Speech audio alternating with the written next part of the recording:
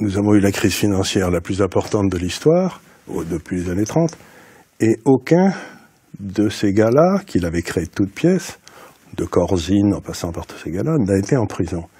Donc la question essentielle, c'est qu'est-ce qui se passe exactement? Et là, je rejoins l'analyse d'Olivier.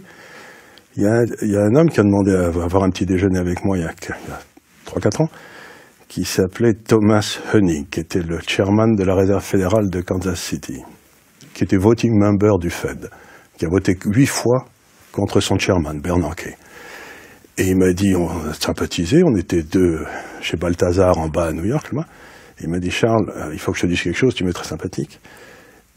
Depuis la fin des années Clinton, il y a une plutocratie qui a pris le contrôle des États-Unis, avec les 3 grandes banques que tout le monde connaît, et cette plutocratie gère la masse monétaire et le système financier américain au profit de cette plutocratie. Et la grande question, c'est comment allons-nous, Américains, récupérer notre démocratie? Donc, il ne faut pas s'imaginer une seconde, nous avons aujourd'hui une mafia qui a pris le pouvoir, c'est une mafia qui est quasiment criminelle, et il ne manque que de courage politique. Ouais, mais vous soulevez quelque chose de très intéressant, c'est-à-dire que cette plutocratie qui finance, on va dire, les présidentiables aux États-Unis, a mis la main aussi sur la Banque centrale directement. Regardez simplement les nominés de la Banque centrale, qui est banquier central dans le monde aujourd'hui. Ils sont tous passés à un moment ou à un autre par cette plutocratie. Vous parlez de l'école de Chicago. Non, c'est pas du tout l'école de Chicago, je dirais plutôt, c'est tous les banquiers centraux sont passés par Goldman Sachs. D'accord. Tous. Il y en a pas un qui ne sont pas passés par Goldman Sachs. Ouais, si vous voulez, il y a aussi autre chose qu'il faut dire des États-Unis qui m'inquiète passablement, et Dieu sait que j'ai été un soutien des États-Unis pendant très très longtemps, et je le suis encore, c'est l'extraterritorialisation du droit américain. Les Américains ont décidé aujourd'hui qu'ils pouvaient appliquer leurs droits en dehors de chez eux, ce qui est une perte de souveraineté inimaginable pour les autres pays. On l'a très bien vu dans l'affaire de la BNP, qui, à partir du moment, si vous voulez, la façon dont ça se passait dans le temps... L'arbitrage, c'est ça? L'arbitrage à l'américaine. Ben, c'est pas l'arbitrage, si vous voulez, c'est que d'un seul coup, les Américains ont décidé qu'ils pouvaient juger un individu extérieur qui servait du dollar parce que c'était américain ou une société, alors même que ce dollar était réparti à 2 personnes qui n'étaient pas aux États-Unis. On a vu des affaires qui sont passées comme ça. La BNP a ramassé une énorme claque là sur ce coup-là, et alors que c'était tout à fait inattendu. Donc d'un seul coup, ils ont décidé que puisque le dollar était américain, toute transaction qui avait à faire avec le dollar était automatiquement justiciable aux États-Unis. Ce qui est un abus de pouvoir et qui, à terme, met en danger le rôle du dollar.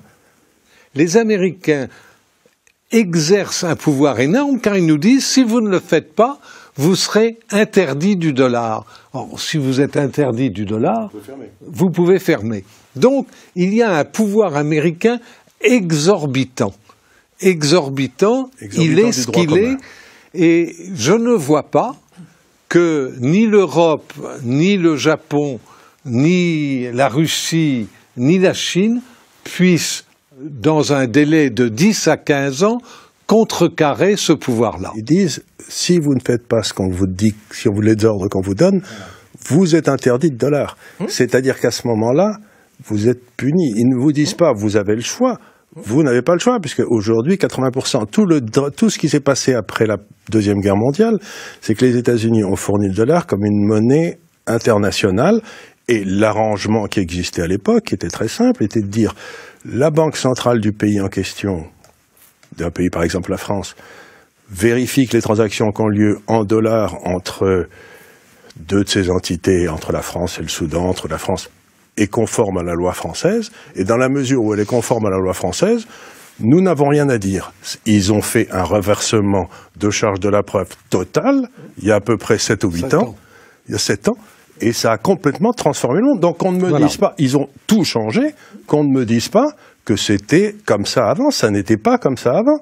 Aujourd'hui, d'ailleurs, la meilleure preuve, c'est que les Chinois sont en train de monter un truc avec une carte de crédit. Toutes les cartes de crédit, à l'arrivée, sont soldées aux États-Unis, puisqu'elles sont toutes américaines. Maintenant, vous pouvez avoir une carte de crédit qui est soldée en Chine, en renminbi. Mais avant, vous ne l'aviez pas. Donc, ils ont favorisé une position de monopole, et l'ayant favorisé, ensuite, ils l'exploitent à leur profit. C'est ce que j'appelle du banditisme.